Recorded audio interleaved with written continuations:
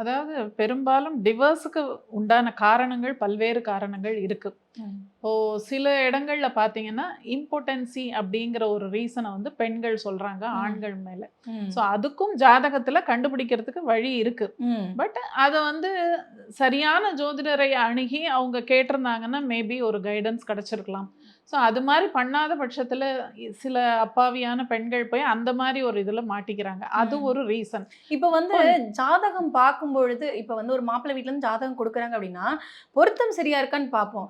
அதே நேரத்துல வந்து இந்த ஆண்மை பிரச்சனைகள் இருக்குதா அப்படிங்கறதை கூட ஒரு ஜோதிடர் பார்த்து சொல்ல முடியுமா? 100-200% கண்டுபிடிக்கலாம்.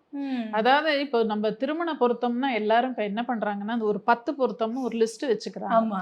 அதை பார்த்துட்டு டிக் போட்டுக்கிட்டே வராங்க. 10க்கு 7 இருக்கு பண்ணலாம், 10க்கு 6 இருக்கு பண்ணலாம் அப்படின்னு ஒரு ஃபார்மேட் மாதிரி வச்சிருக்காங்க. பட் ஆக்சுவலி அது திருமண பொருத்தம் அல்ல.